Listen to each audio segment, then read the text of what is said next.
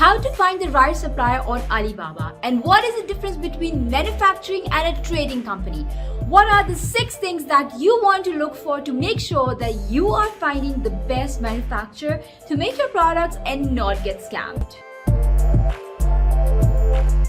Hello everyone, I am Sania and welcome to my channel. Today's topic is all about sourcing and how you can be confident enough to find the best supplier. All the things that I mentioned here in this video will be given in the description down below, so do check it below this video. So we are back on Alibaba.com, and you guys can see right here I have this little cheat sheet which is gonna be available on the Facebook group in PDF format, where you guys can download and you can save it or you can print it.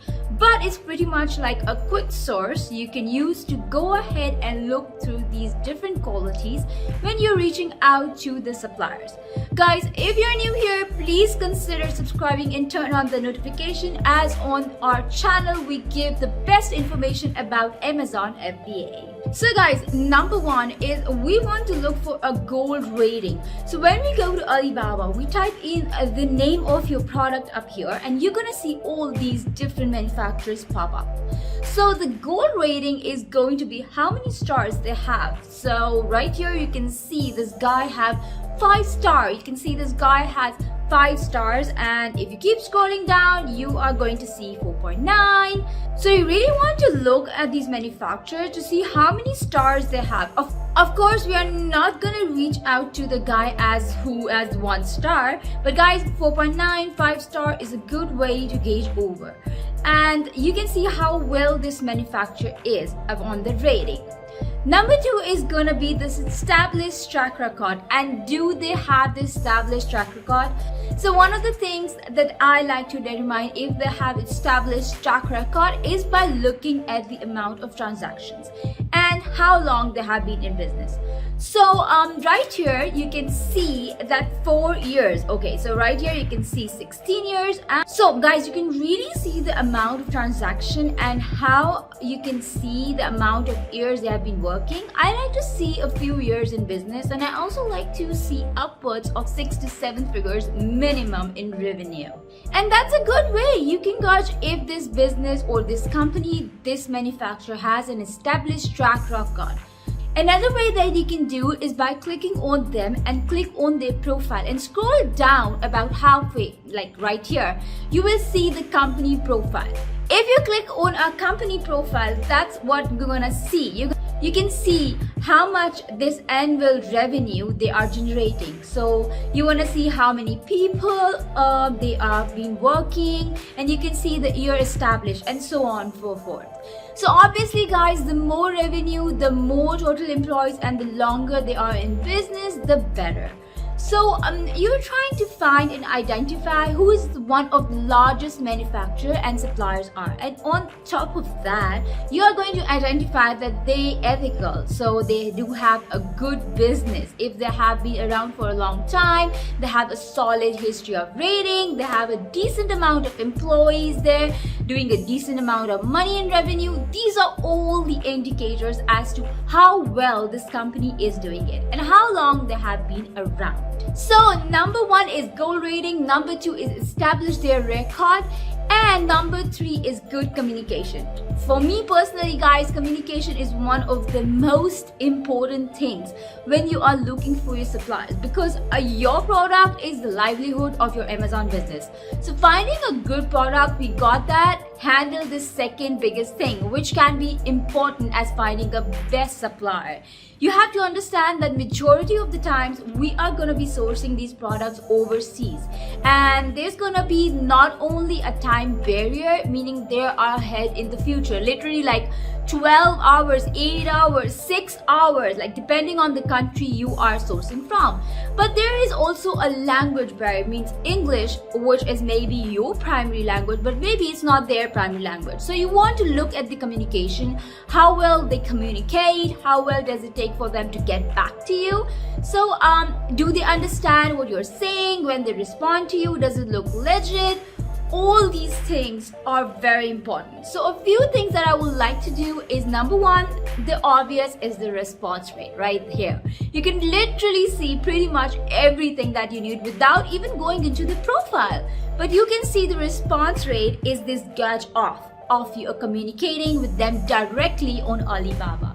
And this is within 24 hours. So the response rate is gauge of buyers who contacted the suppliers and received a response within 24 hours. So I like to see 90% and higher here. But if you see good price, guys, good star rating, a lot of money in transaction, and they have been around for a while, and response rate is a little under 90%, then I still reach out to all of them. But then I still reach out to them in the initial phase. But obviously, guys, the higher response rate, the better. So you don't want just take that Alibaba generated response rate percentage for it, because this could be a dedicated staff just for Alibaba. This could be using like autoresponders which manipulate this rating. So you want to take this into consideration when you actually reach out to them. So when they are initially reaching out to suppliers, we're gonna message them in here and see how well they get back to you, how quickly they get back to you, and so on. So guys, number 4 is would not always be the cheapest. You don't want to focus on always finding the cheapest price. There is this old saying that you get paid what you pay for. And with manufacturing and sourcing products overseas or even domestically, in fact, that is very true.